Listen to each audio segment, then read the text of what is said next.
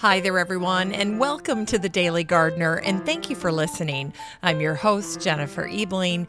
It's August 19th. Today we salute the English orphan girl who wrote her own destiny with science fiction writing. And we'll also remember the English gardener who is still ghosting us after many decades.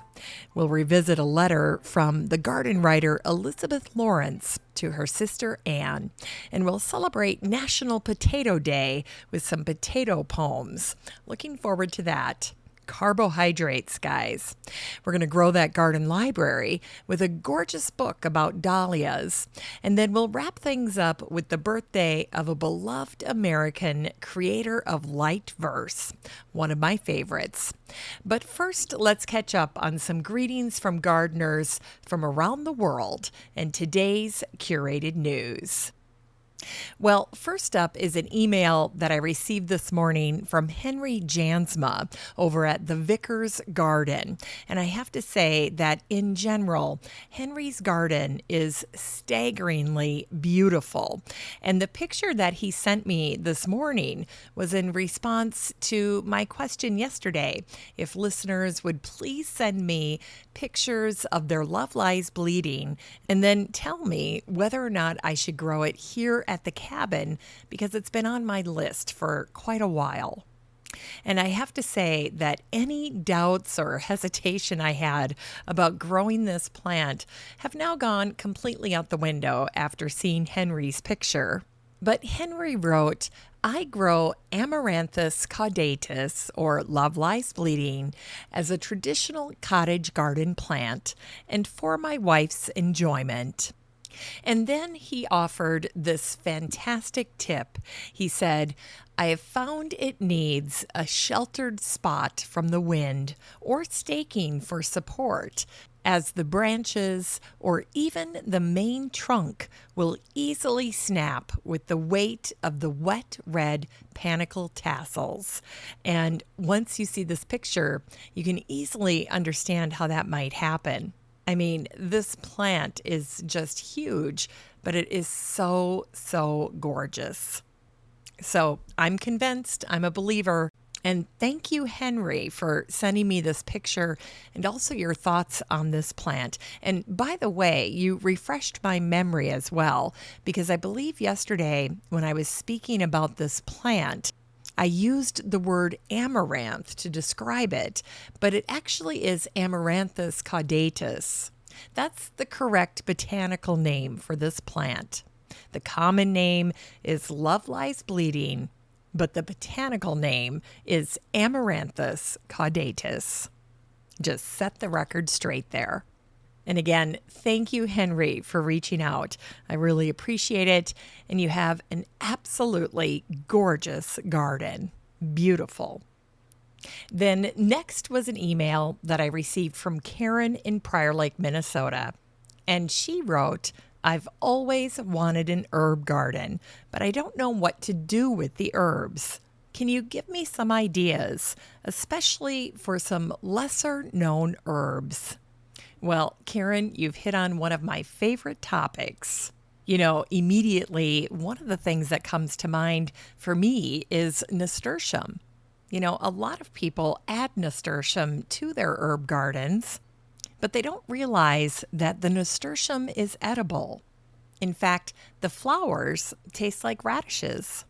Nasturtium flowers are absolutely stunning in salads, and they come in beautiful colors like peach, yellow, or orange. And don't forget that the leaves are edible too. You know, another plant that comes to mind for me is borage. Borage has those electric blue blossoms. They're so beautiful, but they're also edible. They've got kind of a sweet taste. Now, they're beautiful in a cold soup or a salad. I've seen them added to dessert. You just place a little borage flower on top of the whipped cream and voila, you're done, and it looks amazing. And another great use for a borage flower is to just let them float around at the top of your summer drink. It's just a nice little finishing touch. Back in the day when we used to entertain company, that would be your main motivation. But now I say all of these nice little gestures are just as important when we have to physically distance from our friends at home. And why not enjoy something like a little borage flower in your lemonade while you're sitting on your porch? So, another great option for you. And I'll give you one more quick one here before we wrap things up. And this is an idea for how to use lemon verbena. You can add lemon verbena to a bath. It's very, very lovely, very refreshing. And you can also add it as an additional hint of citrus to any summertime drink. So think about a lemonade or a summer refresher. Even some punches would be great for lemon verbena. And another great idea is to add it to LaCroix. So if you drink a lot of the LaCroix waters, especially the citrus flavors, you can definitely enhance them a little bit with some lemon verbena. So there you go, 3 ideas for some less common plants that you might want to grow in an herb garden. All right, that's it for today's Gardener Greetings. Now, if you'd like to participate in the Gardener Greetings segment, just go ahead and send your garden pictures, your stories, birthday wishes, recipes, and so forth to me at my email, jennifer@thedailygardener.org. That's jennifer@thedailygardener.org. And if you'd like to listen to the show while you're at home, just ask Alexa or Google to play the latest episode of the Daily Gardener podcast, and she will. It's just that easy. Here's today's curated news. Well, Flower Magazine recently held a little competition. It was a virtual design challenge, and it was won by Michael Drolet. He submitted his vibrant vision for a Paris apartment, and it featured plenty of botanicals, which is why I wanted to share it with you guys. Now, one of the things that Michael did is that he pushed the boundaries by using a Taylor King fabric as a wall covering, and I love this kind of creativity, especially for gardeners. Living during a pandemic can really stifle your creativity. So images like this, seeing how Michael approached this project, are very energizing. And I've been spending lots of time looking through all kinds of botanical art albums. And I just know that someday I'll have a room and one of the walls is going to be a collage of all of my favorite botanical art. It's just a little idea that I've had percolating for a while now. Now, the other thing that I think you'll enjoy seeing that's part of Michael's design is that he went ahead and he created a plan for the outdoor patio of the apartment. So he went above and beyond here. And before I forget, I really want to encourage you to click on the link for this post and read it in detail, because that's where you'll see Michael's beautiful design, but you'll also get to see a sample of this wall covering that he used from Taylor King. And the wall covering is called Secret Garden Passion. It's a floral textile. It is a fabric. It's not a wallpaper, but this is what he used to cover the walls. And this textile is really quite something. So if you'd like to check out Michael's winning design and read the post in full over at Flower Magazine, all you have to do is search for the word design in the Facebook group for the show, and this post will pop up. Well, today over at the blog, I wrote a post in honor of National Potato Day, which is today, and I thought you would enjoy hearing some fun potato facts. First, the average American eats approximately 126 pounds of potatoes every single year. And I have to say, we just had my daughter's graduation party, and the restaurant that brought the potatoes over, they brought scalloped potatoes. And I'm telling you, I can believe this 126 pound statistic after having those potatoes because they were so good. Talk about comfort food. In any case, that's a big number, 126 pounds. And I suppose we've got to include French fries in the mix for that as well. And second, did you know that up until the 18th century that the French believed potatoes caused leprosy? So to combat that belief, there was an agronomist named Antoine Parmentier, and he single-handedly changed the perception of the potato. Now, you might be wondering how he managed to do that. How did he get the French people to believe that the potato was safe to eat? Well, that's a great question, and the answer shows just how clever Antoine was. The first thing he did is that he cleverly posted guards around the perimeter of his potato fields during the day. And then he put out the word throughout the town that he didn't want people to steal his potatoes.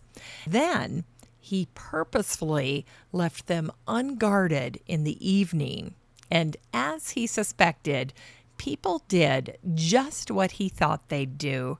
They began sneaking in to the garden by the light of the moon and stealing potatoes by the sackful. And then they started eating them. And the rest is history. And here's a fun potato fact for you. Marie Antoinette wore potato blossoms in her hair, and they actually are rather attractive if you ever get a chance to see a potato blossom. And then finally, the Idaho potato, or the russet Burbank, was developed by none other than Luther Burbank in 1871, one of my favorite botanical figures. And by the way, today is also World Photography Day. So grab your camera or your iPhone and head out to your garden and take some pictures. All right, that's it for today's gardening news. Now, if you'd like to check out any of my curated news articles or original blog posts for yourself, you're in luck, because I share all of it with the listener community in the free Facebook group for the show, the Daily Gardener Community. So there's no need to take notes or search for links. The next time you're on Facebook, just search for Daily Gardener Community and request to join. I'd love to meet you in the group. Here's today's brevities. Today is the birthday of the botanical writer and illustrator Jane Loudon, or Jane Webb, if we're talking about her maiden name. She was born on this day in 1807. Jane married the prolific writer of all things gardening, John Claudius Loudon, and together they became magnificent partners in the world of botanical writing and publishing. Now, Jane was truly a special person. She was a fantastic writer in her own right, but she also possessed an inner determination. She was a survivor. When her father lost the family fortune and died penniless when Jane was only 17, it was the beginning of her career writing science fiction. Along with Mary Shelley, Jane was an early pioneer in science fiction writing, and it's hard to believe, but this endeavor would set her on her life's path to garden writing. Jane's book, The Mummy, was published anonymously in 1827 in 3 parts. In her writing, Jane incorporated predictable changes in technology and society. For instance, she predicted that the women of the future would wear pants. And Jane also featured something agricultural that she imagined would come to pass: a steam plow. Jane's vision of easier and less laborious farming is what attracted the attention of John Claudius Loudon, her future husband. Now, Loudon wrote a favorable review of her book, but he also wanted to meet the author personally. Loudon didn't realize that Jane had written the book using a nom de plume of Henry Colburn. Much to Loudon's delight, Henry was Jane, and they fell in love and married a year later. Now, if you enjoy Victorian illustrations, you'll positively swoon for the frontispiece of Jane's 1843 publication, Gardening for Ladies, with a calendar of operations and directions for every month in the year. This piece shows a mother and her young child standing on either side of a lush arbor, and they're both holding garden tools. It's really a beautiful sketch. Jane's garden books were very, very popular. She connected with her fans because she was always earnest and genuine. Jane wasn't raised as a gardener. She learned it as an adult. And when it came to gardening, Jane was what you would call a conscious competent. She knew what she knew, and it made her an excellent gardening teacher. Jane was aware of this when she wrote, "I think books intended for professional gardeners are seldom suitable to the wants of amateurs. It is so very difficult for a person who has been acquainted with a subject all his life to imagine the state of ignorance in which a person is who knows nothing of it. Thus, though it might at first appear presumptuous of me to attempt to teach an art of which for 3/4 of my life I was perfectly ignorant, it is in fact that very circumstance which is one of my chief qualifications for the task." And today, people often forget that Jane was not only a writer and a wife, but she was also a caretaker. Jane's husband, John, had many physical challenges. His arms stopped working as he grew older after an attack of rheumatic fever. As a result, Jane became his arms, and she handled most of his writing.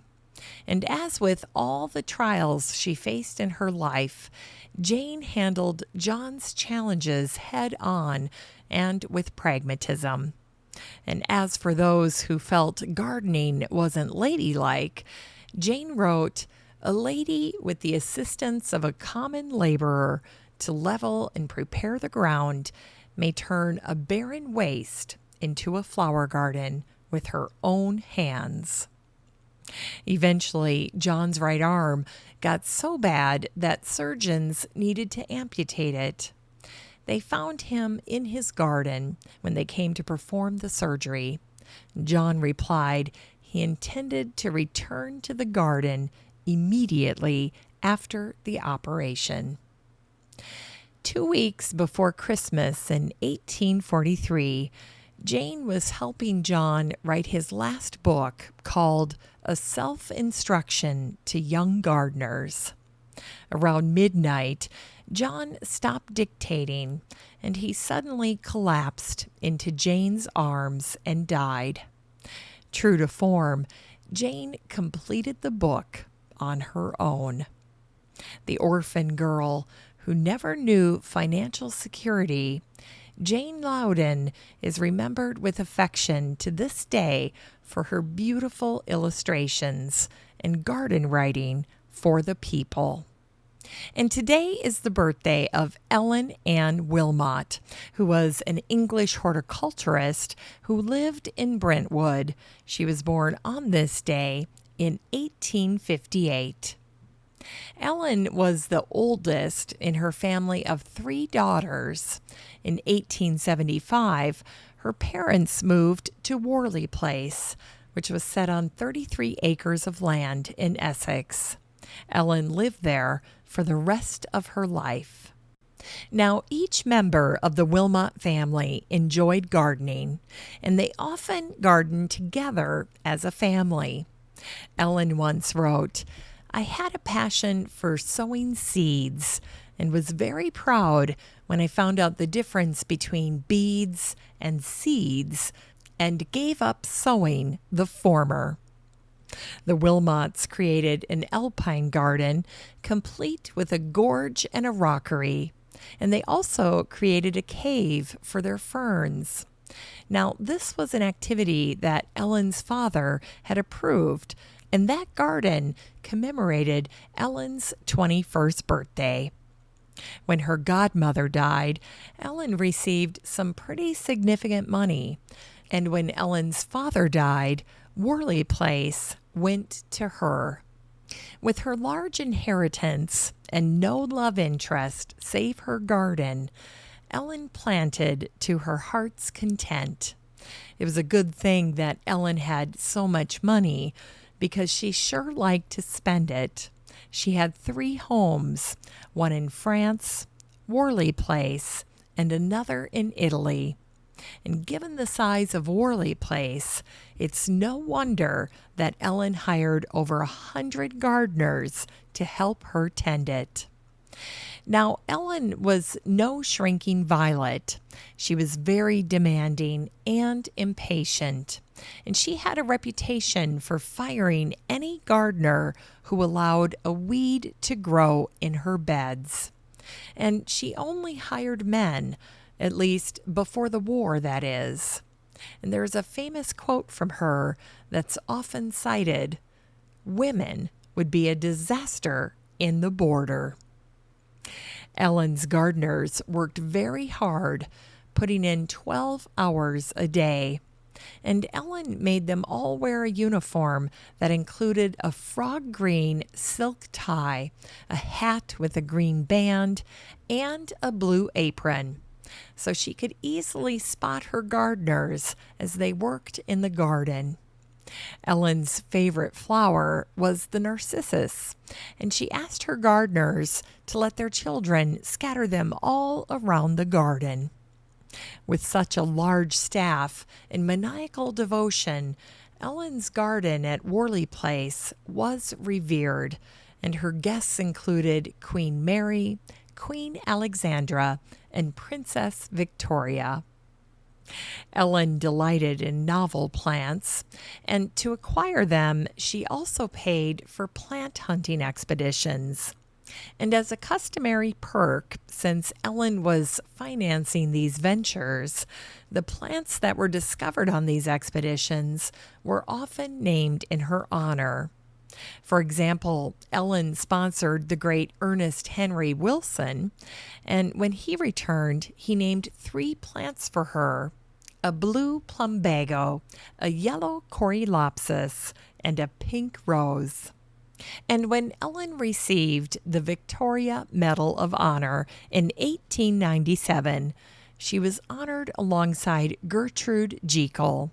And receiving this medal was a major accomplishment for these women during this time in history. Yet at the end of her life, Ellen died penniless and heartbroken. She had spent her entire fortune on her gardens. After Ellen died, the house at Worley Place was demolished, but Worley Place, along with its grand row of 17th century chestnut trees, managed to stay protected, and it became a nature preserve. And there's a little story about Ellen that I thought you would enjoy.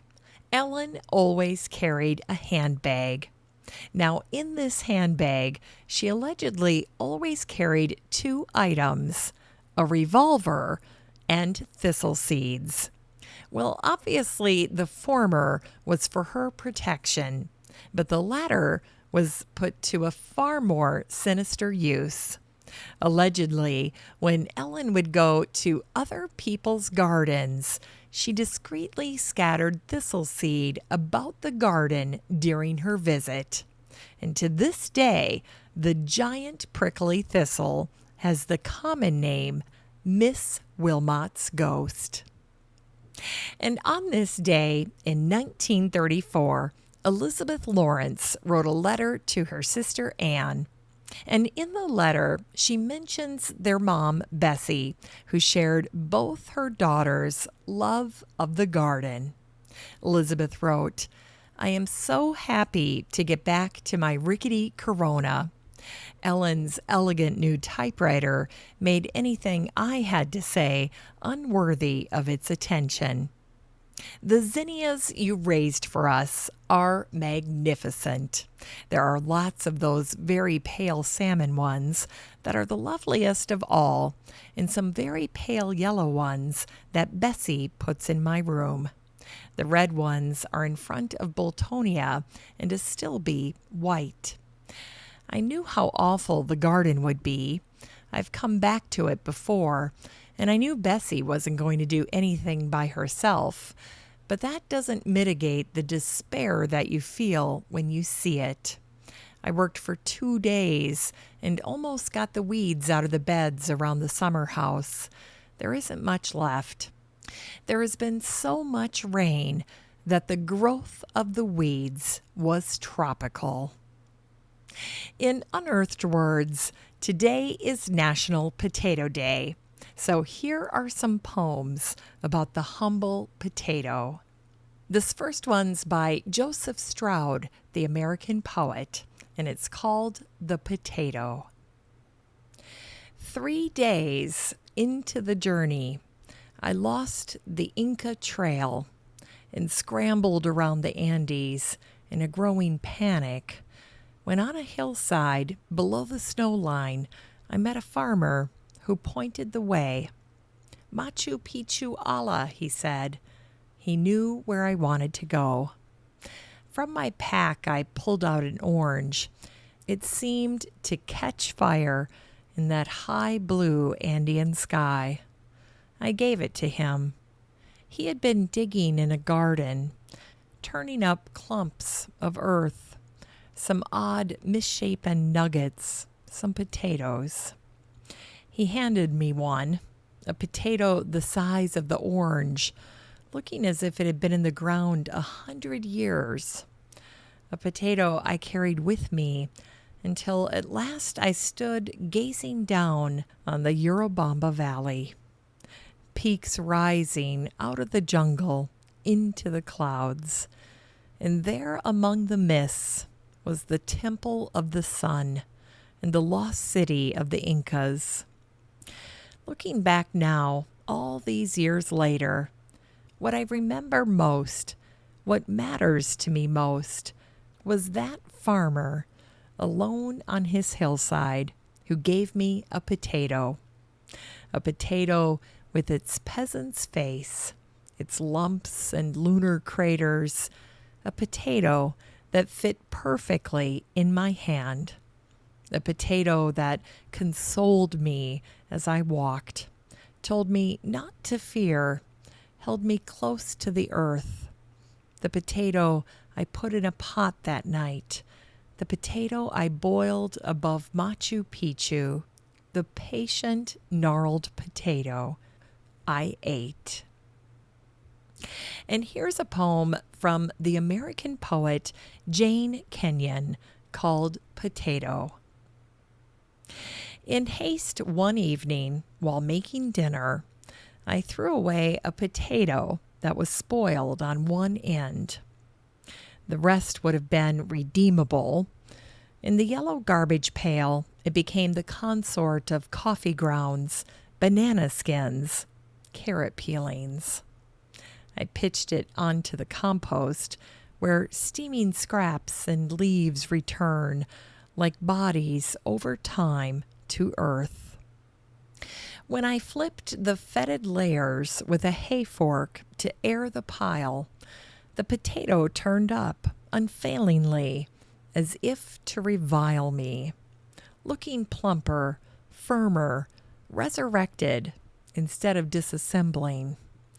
it seemed to grow until I might have made a shepherd's pie for a whole hamlet.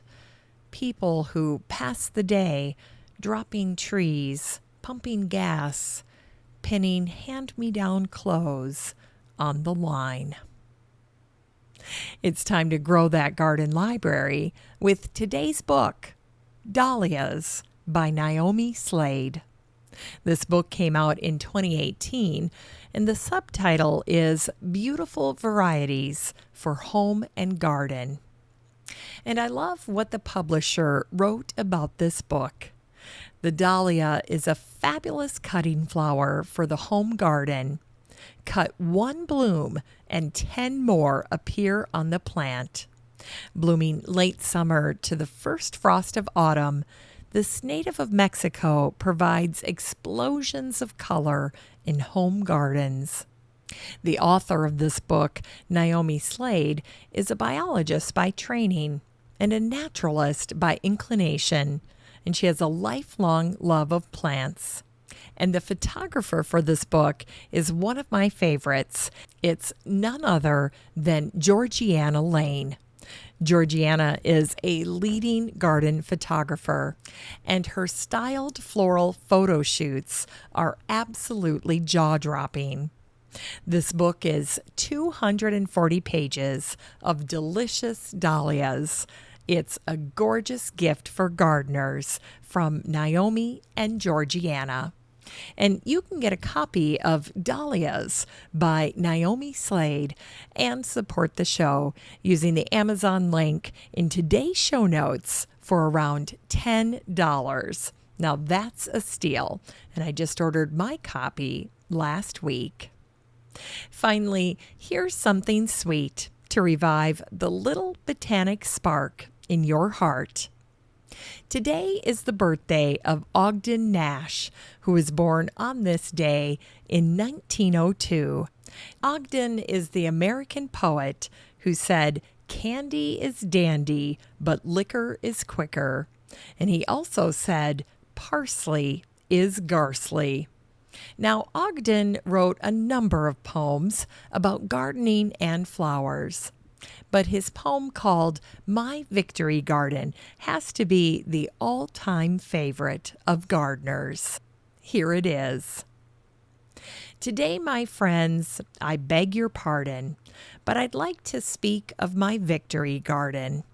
With a hoe for a sword and citronella for armor, I ventured forth to become a farmer. On bended knee and perspiring clammily, I pecked at the soil to feed my family. A figure than which there was none more dramaticer, alone with the bug and my faithful sciatica. I toiled with the patience of Job or Buddha, but nothing turned out the way it shoulda. Would you like a description of my parsley? I can give it to you in one word: Garsley. They're making play shoes out of my celery. It's reclaimed rubber and purplish yellowy. Something crawly got into my chives. My lettuce has hookworm. My cabbage has hives. And I mixed the labels when sowing my carrots. I planted birdseed. It came up parrots. Do you wonder then that my arteries harden whenever I think of my victory garden? My farming will never make me famous. I'm an agricultural ignoramus. So don't ask me to tell a string bean from a soybean. I can't even tell a girl bean from a boy bean. Thanks for listening to The Daily Gardener. And remember, for a happy, healthy life, garden every day. The Daily Gardener is produced in lovely Wyoming, Minnesota with the help of Paige Mance, Brooke Bierbaum, Kiana Rayleigh, Maddie Doyle, Natalie Decker, and Eric Begay. You can find The Daily Gardener on all your favorite social media. You can follow the show on Instagram, and listeners always have a standing invitation to join the free Facebook group for the show.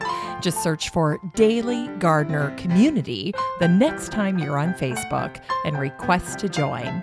All the stories and books that are featured on the show can be found over at thedailygardener.org, thedailygardener.org. And while you're there, be sure to sign up for my free Friday newsletter. Last but not least, you can share your own gardener greetings on the show by emailing me at jennifer@thedailygardener.org. I'm your host, Jennifer Ebling, and as always, have a great day in the garden, and we'll see you tomorrow.